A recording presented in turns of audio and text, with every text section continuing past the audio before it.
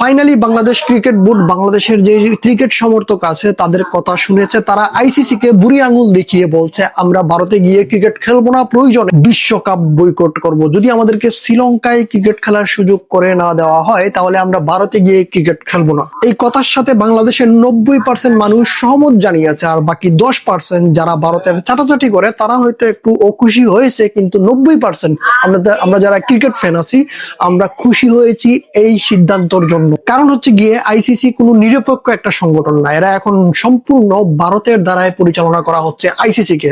আইসিসির যে প্রধান জয় শাহ হচ্ছে গিয়ে নরেন্দ্র মোদীর যে সরকার, নরেন্দ্র মোদীর সরকারের সবচেয়ে গণ্যমান্য একজন মন্ত্রী অমিত শাহর ছেলে। অমিত শাহ হচ্ছে গিয়ে নরেন্দ্র মোদীর একজন ক্লোজ মন্ত্রী। ওই মন্ত্রীর ছেলে জয় শাহ এখন আইসিসির প্রধান।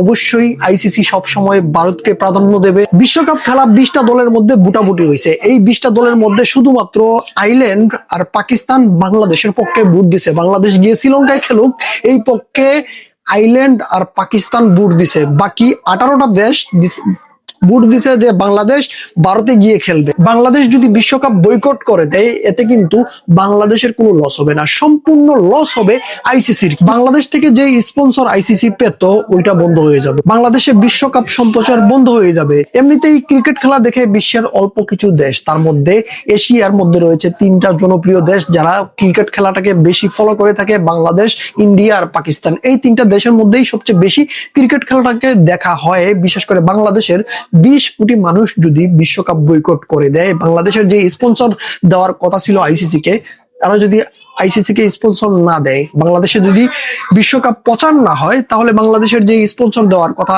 ওইগুলো তো আর দেওয়া হবে না। বাংলাদেশে যে বিশ্বকাপ সম্প্রচার করার কথা ওইটা করা হবে না। তো লসটা এখানে আইসিসিরই হবে। কারণ হচ্ছে গিয়ে আইসিসি যে টাকাটা বাংলাদেশ টিমকে দেওয়ার কথা ছিল ওইটা তো আইসিসি নিজের পকেট থেকে দেবে না। বাংলাদেশ থেকে যে স্পন্সর যাবে আইসিসির কাছে, ওই স্পন্সর থেকে কিছু টাকা বাংলাদেশ টিমকে দেওয়া হবে। অর্থাৎ আমাদের টাকায় আইসিসি চলে, আইসিসির টাকায় আমরা চলি না। কোনোভাবেই বাংলাদেশ ভারতে গিয়ে বিশ্বকাপ খেলবে না, আমি এর পক্ষে আছি। আপনি?